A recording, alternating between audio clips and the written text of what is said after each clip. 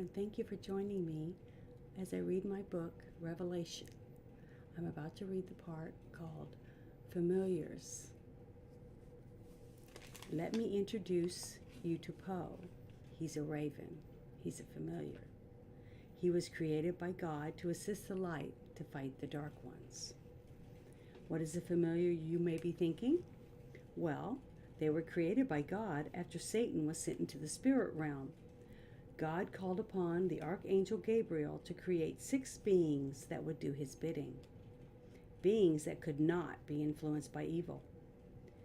If they were ever struck down by a dark one, their essence would be sent back to the light. Whenever they were sent back out again, they would still hold all of the knowledge that they had retained from their past lives. Once one was given to a white witch or warlock, they would stay with them until they perished or they themselves were killed.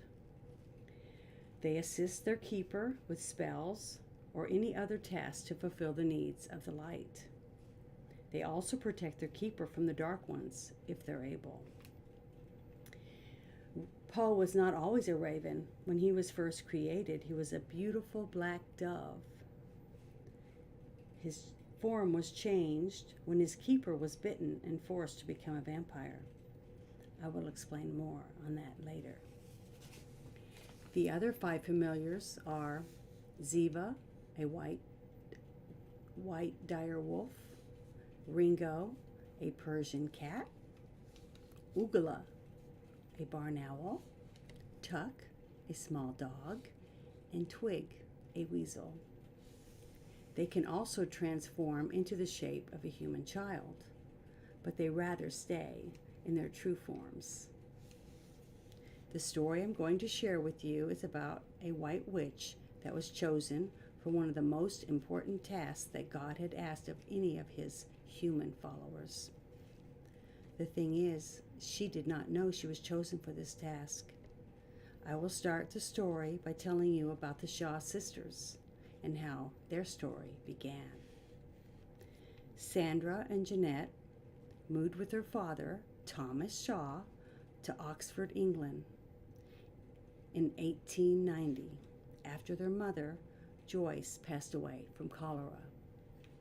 A few months after she died, Thomas received a letter from his brother, Centre, asking them to move to Oxford, England. Thomas wanted the girls to be closer to their uncle, since he was the last surviving member of the family. The brothers were close growing up, but they hadn't seen each other in years.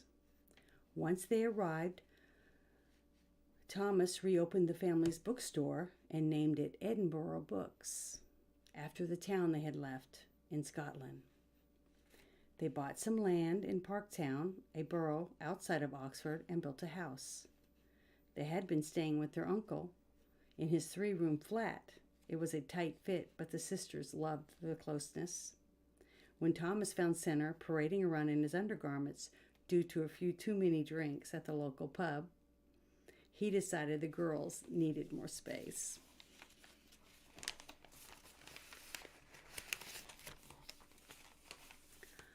The house was grand, a 2-story with 4 bedrooms, a parlor, and a large kitchen with piped-in water. They still had to pump the water by hand in the kitchen, but that was better than hauling it from the well 5 or 6 times a day. Thomas asked Centre to move in with them because they had the room, and he put in a special entrance just for him. Sandra, being the oldest, took care of the family, making sure that Thomas was up and fed and out the door to open the bookstore. She also made sure Centre was up and out too. Sandra attended Oxford University the following fall. She had planned for Jeanette to attend there also. Their mother was adamant about the girls' education and made sure they went to the best schools. She told them that an education will separate you from the rest, and you will always have the best choices in life by doing so. When Joyce fell ill, she told Sandra that it was up to her to take responsibility of the family and to be the woman of the house. Sandra promised her mother that she would do all that she had asked of her. Thomas died from a heart attack in the spring of 1895. The sisters did everything they could to keep the bookstore and their lives running smoothly. They both graduated college with high honors.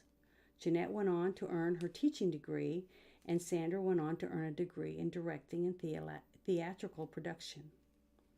Sandra now performs in theaters all over Europe. She loved acting and schooled herself in all of the arts. The practice of witchcraft was an art she kept hidden from her family.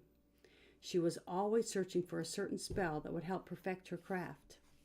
As a white witch, she only used her magic to help others. Even though Sandra was just 19, she could hold her own in a room full of the most educated men. Sandra was strong-willed and sassy. She had a sharp mind and a quick wit. Men always underestimated her because she was so beautiful. She thrived on the attention. Sandra looked a lot like her mother, a stunning beauty. That was what most people would say. She had long auburn hair, soft and full of curls. Her eyes were emerald green, framed by long, thick black lashes. All her dresses were tailored to fit her curves and display her ample assets to perfection. Men, married or not, could not help but to admire her as she walked past them. Jeanette looked more like her father. Although a beauty in her own right, she had green eyes and long auburn hair that she wore pulled away from her face in a soft bun. Her skin was pale as porcelain, her lips were full, and her cheeks were rosy. She did favor her sister, but took a more conservative approach to her look. One might say she was mousy when compared to her sister. She was quiet and kind and preferred a smaller group of friends.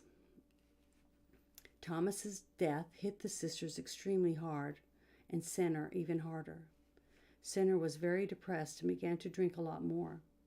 He still helped at the bookstore. He greeted customers and helped behind the counter. The girls always knew where to find him if he didn't come home, a local pub called O'Malley's. Jeanette was cleaning up after her last literary class of the day. She teaches classes at the bookstore.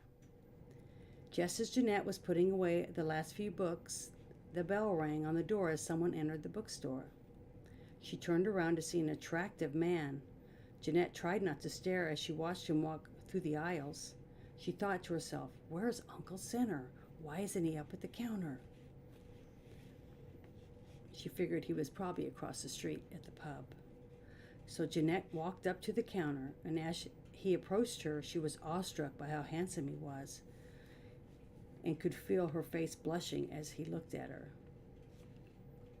He walked up to the counter and held out his hand and told her his name was Garrison Blackwood. He smiled as she blushed and took his hand. He asked her name. She answered quickly as she pulled her hand away and asked him, "How can I help you?" He explained that his father's birthday was coming up and that he collected very old and rare books and wanted to find a book that he had heard his father talk about many times. She asked him what the name of the book was, and he answered, Akashi. She walked out from behind the counter, and he followed her to the catalog desk near the back of the store. She explained that her sister handled all the rarest books, but that she wouldn't be back in town for a few weeks. And she would look for the book when she returned. Jeanette felt bad when she saw the look of disappointment on his face. She asked him to fill out an order form and that he would be their first priority.